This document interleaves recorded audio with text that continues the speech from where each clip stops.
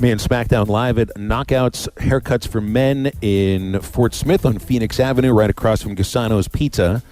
Starting to fill up here a little bit. Come on out. Get yourself looking pretty. We did. Sean came in earlier. One of our good listeners came in, got him, and he's looking clean and ready to go for the weekend. And everybody's getting clean and looking good. Why is Bubba Carpenter not inside this haircut salon right now? He's on our guest line right now. Our good friend and baseball analyst on Arkansas Razorback baseball broadcasts. Bubba, why are you not here getting a haircut, man? I can't get a haircut. It's impossible, pretty much. What about you? I turned on the radio, and the first thing I hear y'all was talking about the Python Cowboy, and I'm like, okay, well, what's going on here? It's a Friday, Bubba. Reminiscent Phil's days back on campus. I didn't know what was going on. Well, we heard about a guy in South Florida that apparently is really incredible at hunting pythons that people let free when they wanted pets. So, and one of the things I love, this is one of my favorite things about Bubba. You remember this? We did the Zoom rebroadcast of the 2015 game from Hoover from the SEC tournament, and in the middle of the 8th inning, Bubba gets up and he needed to pause the broadcast because Crystal, his wife, had told him there was a snake in the backyard. So he went back and killed the thing and then came back and did the broadcast just like that. I mean, that's my man. That's Bubba being as badass as a broadcaster can be. Hey, that's focus right there, isn't it, Phil? That's exactly what it is. I don't know if it's focus or if it's more that the wife, you got to do what the wife says. Both at the same time. Sure. I know I'm not killing anything. I know I'm not. Hey, so I tell you what, on the haircut thing, I wish I was there, fellas. I went to get a haircut finally last week. I mean, my mullet was looking horrible. I hadn't had hair like that since I was 16. But I go to get a haircut, and it was her first day, the lady's first day. I don't go to like a fancy place. It's called like Scissors and Cut or something. I don't even know what it's called. But I've been going there forever, and she was trying to wear a mask. And she had glasses on, and the mask was making her glasses fog up. So she kept stabbing me with the scissors. And finally, I mean, she was traumatized. She's like, I'm so sorry. I'm like, it's all right. It's all right. And she keeps jabbing me in the side of the head with the scissors because she couldn't see. Her glasses were completely fogged up. And so about 3/4 of the way through, I think she just kind of threw in the towel and was like, okay, can't make chicken soup out of chicken poop. So we'll see you next time. Like, thank you. So I left. So I could use that haircut right now. Bubba went to the haircut place, wanted to get a haircut, ended up looking like he had like python bites on the side of his head. That is fantastic. I love it. Well, you need to come to Knockouts then, because I don't think they're going to jab you in the side of your head. I will the next time I do a broadcast with you, though. That's going to be a while. And I want to talk about this Major League Baseball mini draft. And I don't want to call it a draft because it wasn't. It was a mini draft. This was kind of crazy to see just 5 rounds, but in those 5 rounds, we saw a couple of Razorbacks. We saw 3 kids that would have been Razorbacks had they not been drafted. So let's just start on Heston Kjerstad. Surprise second pick, but the more I think about it, Bubba, and I know you and I have talked about this, the more I love this pick for Baltimore and for Heston, too. Yeah, I agree, Phil. You know what I didn't realize is that late when you and I were talking the other night, my wife's giving me the stink eye, and I'm like, what's going on? She's like, are you going to tuck Dalton in? I didn't realize it was that late, but it was good talk. I enjoyed talking to you. I don't get to talk to you much anymore. But on the Heston thing, you and I both agree. Camden Yards, I mean, that's a perfect place for him. And not only that, just some of the other yards in that league. I mean, you think of when he goes to Fenway, goes to Yankee Stadium. I mean, there's some pretty hitter-friendly ballparks in that league. I think he's gonna dominate. Now, he's not in the big leagues yet, but I don't think it's going to take long. A bat like his, I think he's going to get there pretty quick, and I think he's going to have a lot of success. Everyone's talking about how much of a surprise pick it was, and I don't know. I think it's a great pick for him. Speaking to Bubba Carpenter here on Halftime. Bubba, let's transition over to Casey Martin. And I kind of agree with kind of where Phil was coming with Heston going to Baltimore being a good situation. I feel like Casey going to Washington. Philadelphia. Or Philadelphia. Excuse me. I'm sorry. Philadelphia. I'm sorry. I got Bryce Harper mixed up in my head. But going to Philadelphia, that's a good position for Casey Martin to go into and just kind of train a little bit to try to get the monkey off his back where he can maybe try to hold off those off-speed pitches. I agree. I think it's a great – now, I talked to Casey several times before the draft, and Phil, you and I talked about it the other night. I told you that Casey just seemed relaxed. and happy and just at peace of mind and was excited about the draft. I'm sure he's a little frustrated he didn't go in the first round, but none of that matters. I texted him after the draft, and I'm like, look, man, first round, third round, 40th round, that crap doesn't matter. You're going to make a lot of money in the major leagues. You're in a great spot, great organization. And, with the tools that he has, he's going to be fine. And, as far as the hit part of it, he's a speed and power guy. And there's very few guys that have that kind of speed and that kind of power. He's got the arm strength. I mean, he's a five-tool guy. And there's not a lot of those guys out there. And so he's going to be fine, get a lot of at-bats, and get a wood bat in his hand. And that just does something. When you get a wood bat in your hand, you're a little more disciplined at the plate. And, you have to admit, he didn't get a lot of pitches at Arkansas to hit this past season. And, it's a little different. You throw a guy in a major league lineup, he's got a lot of protection around him. They can't really pitch around a guy. So, I think he's in a good spot, and I'm excited for him. And I saw several things out there where the whole state's proud of him, and I texted him that. I said, look, everyone in this state is so proud of you.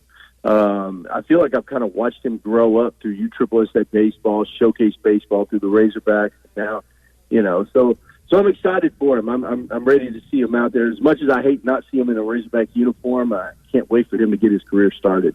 I know that David mentioned this morning that the Phillies have been looking at Casey for a long time, even out of high school, but nobody drafted him because they knew he was coming here to Arkansas. And I wonder one of the reasons why he might have slipped is some teams, or all teams, aren't really quite sure where to put him in the field. And I feel like the lack of a full season really hurt him in the ability to show that he could be a steady shortstop.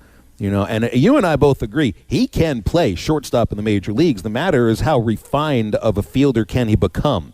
But where do you think he will get his opportunity in the field? Because at first, I doubt it's going to be shortstop. I don't think it will, Phil, but, in the way the game's changed and you've got all the shifts, I mean, he's a perfect player because of all the shifts that are going on right now. He can play the left side, he can play the right side, he could play, he can play outfield. I think down the road, I think he'll settle in, and you hear the comparison of Pedroia. I see him as a major league second baseman. Now, it's almost a shame to waste that arm because he's got a freaking cannon for an arm. But I see him as a big league second baseman with some pop in his bat to cover a lot of ground. But he can also play outfield. But I really think he'll settle into it. I mean, who knows? I mean, Major League Baseball, it's crazy what goes on. A lot of it has to do with who else is on the roster and, where they're playing. But I could see him as a big league second baseman for a long time in the major leagues. You want to talk a little bit more about Casey Opitz? I mean, it was a guy, if in a normal draft, normal 40 rounds, no doubt he would have been drafted. But with the 10 rounds. Or 10 rounds. I mean, yeah. But then you heard last night with Kyle Peterson, right about towards the end, he's like, someone needs to pick up Casey Opitz. Maybe not necessarily as a hitter, but the dude could probably get behind the plate right now in the majors and catch for any major league team. Obviously, he's coming back to Arkansas, but I think if you look at it from an Arkansas perspective, this is really good news for Dave Van Horn because you get, I would say, essentially say your senior captain and the leader of this ball club back next season. Oh, I agree. I tell you what, I think Casey coming back is the biggest thing that happened. I mean, we knew we were going to lose Heston and Casey Martin, but Opitz coming back, I mean, that is huge. That's absolutely huge just because he's such a leader on the team. Phil and I, we get to see him out on the field and in the clubhouse, and he's a leader. Everyone looks up to him. He's just a true professional. Now, what I don't understand is the Major League Draft. I mean, it's turned into a freaking beauty contest, and everyone gets caught up in all the analytics and all the numbers. And look, Casey's not going to wow you with any of that. But I tell you what, I agree with what Kyle Peterson said. I think he could catch in the big leagues right now. I mean, it's unbelievable. Phil, and you and I sit behind home plate. We see all the strikes that he gets that are not strikes. He gets calls for his pitchers, and just the way he presents the ball to the umpire. I mean, he's just so good back there. He's so good at calling a game, setting up hitters. I think it's a shame. It's an absolute shame. Now, selfishly, I'm glad he's coming back, but I love Casey Opitz. I mean, he's such a great, he's just a great kid, and he works hard. I hate that he didn't get a chance, and I think this whole, COVID thing just killed him. Only having 5 rounds, and But I tell you what, he'll come back this next year and hopefully be one of the top catchers taken in the draft next year. And I know we haven't had a chance to see these guys, but you had a couple of grad transfer catchers come into Arkansas. Emery from San Francisco and A.J. Lewis from Eastern Kentucky, though I read that Lewis can play other positions, and I think his bat gets him in the lineup no matter what. I don't know much about Emery, but you got a freshman catcher coming in who's reclassified, so he's 17 years old, and Casey Opitz, probably the best defensive catcher in all of college baseball. So, I mean, it's... got a lot of catchers, man, and guys that are expecting to come in here and play. Well, and I really think that Van Horn was probably surprised Casey slipped through and is coming back. When I saw that we had signed those two guys, I'm like, Dave knows something that we don't know. Of course, I don't think anyone expected him to come back. I was on a radio show with Opitz, a couple weeks ago, and he said on there, he's like, look, if I don't get drafted, I'm coming back, and there's no looking back. There's no regrets. I'm going to come back to Arkansas. He said, I love it there. And we're going to have a great squad, and, I'll work towards the following year. And, he said it, and he meant it. So it's going to be tough, though, guys. There's a lot of tough decisions for Van Horn and his staff to make. I mean, if you just look at the numbers alone, and I don't know what they're going to do with the scholarship increase. I just don't know how they're going to manage this many people. Bubba, I'm going to need you to say a prayer for Phil. Yeah, I'm not going to do this right now. I've told the guys – Matty T brought in a 35-year-old pack of Gremlins trading cards. Remember the movie from '85? There is a 35-year-old stick of gum in here that I opened this up. It's broken into 5 pieces. So I'm going to chew this in the next segment, Bubba. You, as a baseball guy, we've all had baseball cards that are like 30, 35 years old. I don't know if we kept the gum. What's the oldest stick of gum you've ever chewed? Ooh, I don't know. I will say that we found a lot, like back in the day, under the car seats and, in some weird places where I opened them up and I didn't give it a second thought still. I chewed the gum and I turned out okay, I guess. Okay.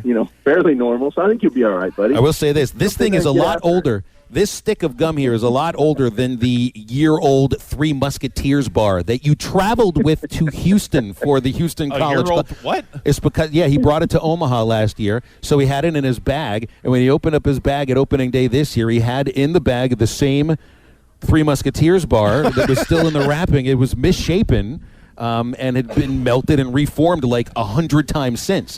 He actually stuck it to the wall on Bubba's whole wall situation there. So, yeah, I'll chew the gum. You eat the year-old Three Musketeers, okay? Okay. Hey, that's a deal. All right, or man. if you survive the gum, you can eat the Three Musketeers. How's that? I'm legitimately worried he's not going to survive it. Tell you what, if I survive the gum, I'll call you again tonight. We can have another midnight conversation. How's that? All right. That sounds good. Bubba, it's great talking with you, man. Thanks for your time, and look forward to talking to you soon, as long as I live. You'll be all right, Phil. Suck it up. Rub a little dirt on it. You'll be good to go, buddy. Attaboy. Okay. All right. Well, one of these pieces actually looks like this looks like New Hampshire. This is in the shape of New Hampshire. This one's in the shape of Colorado. This one looks like Connecticut. All right. You got to eat the big Texas piece. I'm going to put Connecticut in my mouth here. Oh, listen to what this sounds like. Oh, God almighty. 35-year-old corn syrup solids. SmackDown's going to finish out the show after the break. I'm just going to go into the bathroom and You're holding it together right now. Empty my guts.